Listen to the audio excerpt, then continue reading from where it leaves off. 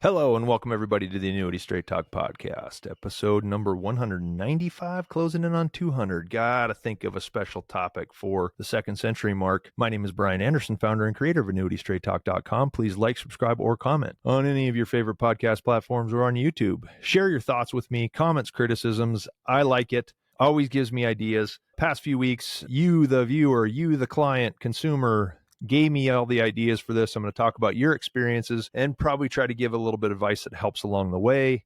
Episode 195, helping people avoid terrible annuity advice. I'm going to share my screen written, stay on topic, right? So after all this and closing on 195 episodes, let's say it that way, I am not afraid to say that this is probably the best retirement planning website available. So there's technical information along with real case studies and stories that show you what's relevant and what's not. There's good information elsewhere. A lot of it comes in like dictionary style terms, book reports, encyclopedia type stuff. I try to bring it to a personal level. I'm proud of everything I've done. I've worked really hard at it and made it as conversational as possible so you can understand it in terms of what's important to you. But on your behalf, made things as easy as possible. There's a lot of data out here, and most people will find the benefit of 4 or 5, maybe 6 podcasts relevant to their concerns, and some people are entertained by the other ones. That's great. But if you need help finding the right ones, I would be happy to do it. So if you use this thing the right way, you are going to empower yourself to make the highest quality decisions for your retirement based on reliable information without bias. I prefer annuities.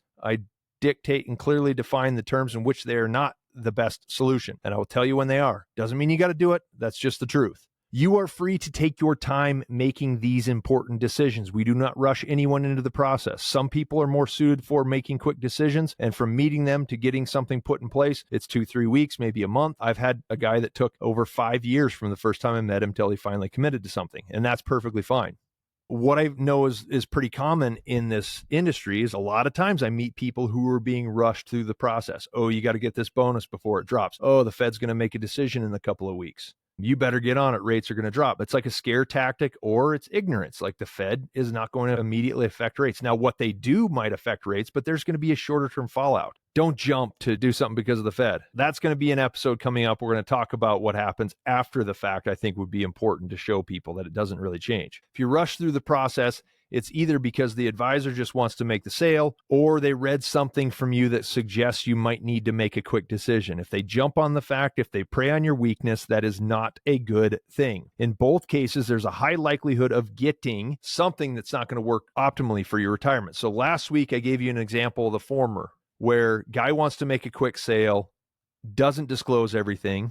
And I'm going to talk about the latter this week, where it's somebody who might, because of their situation, might need to make a quick decision. And both of these couples have a short-term option that will buy them time to consider all possibilities. So the couple I'm going to talk about today is up against a deadline. One person has an ESOP, and it's common that these employer plans have a short window of time where they can move the money out of it. An inexperienced advisor will use this deadline to push them toward a long-term commitment. So they had talked with some other advisors, and they all did just that. Hey, your window opens up on Friday. You got 30 days. Let me tell you where you're going to put it. And then each of them tried to get them to immediately move the money to the place where the advisor would have control over it. Managed money, maybe an annuity sale, whatever it was. When we first talked, I got the idea that they felt some sort of pressure to get things done quickly. All of those advisors missed a very simple step that would have taken the pressure away from the situation and given them time. Now, I didn't ask what any of the other advisors had recommended because I already knew it was grounded more in greed for a quick close than it was based on the couple's needs. They didn't need to do anything quickly.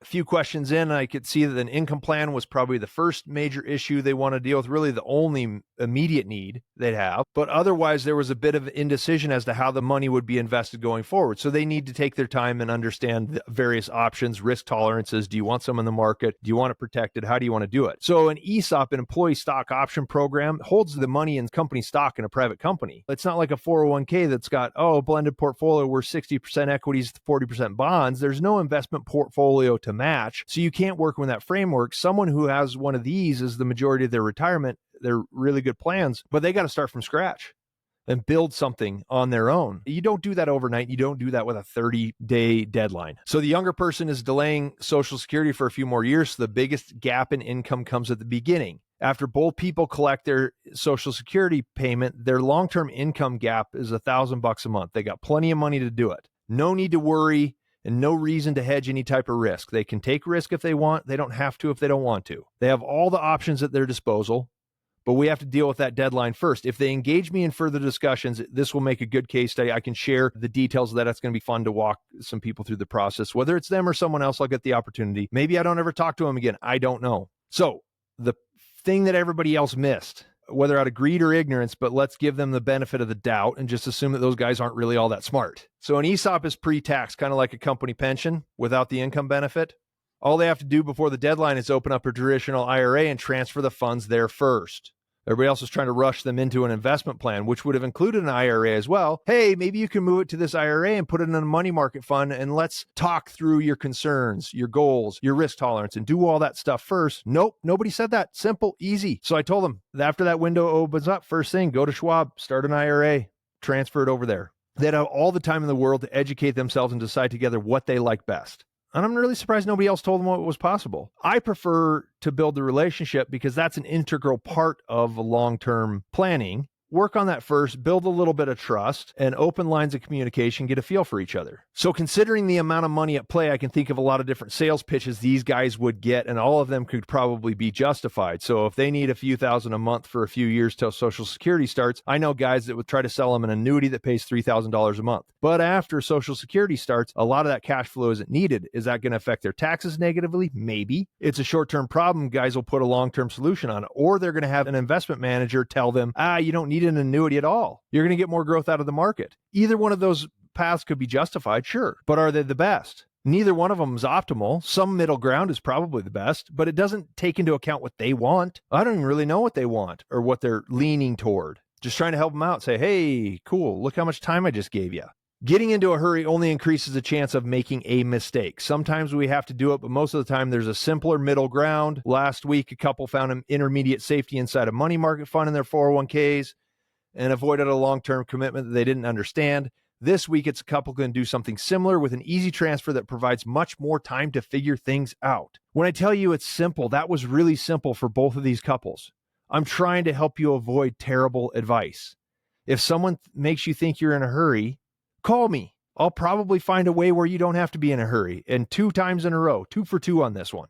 Helping you avoid terrible advice is pretty easy. Get in touch with me. If you got somebody putting the pinch on you, I will help you out and probably tell you how simple and easy it is. That's what I'm here to do. Make it better for everyone that participates, whether I do business or not. This has been episode number 195. Like, subscribe, or comment on any of your favorite podcast platforms or on YouTube. It's September, middle of elk hunting season. I'm out in the mountains enjoying the cool mornings and warm fall afternoon. Excited about what's to come, but staying productive the whole way. Appreciate you guys joining me. I will be back next week with a brand new episode 196. Going to change subjects unless something pops up. I got to do more about advice, but terrible annuity advice is all over the place. There's some good guys out there. Take your time and find one of them. I'm here if you need my help. Thanks so much for joining me, guys. I will see you next week for episode 196. Okay, bye.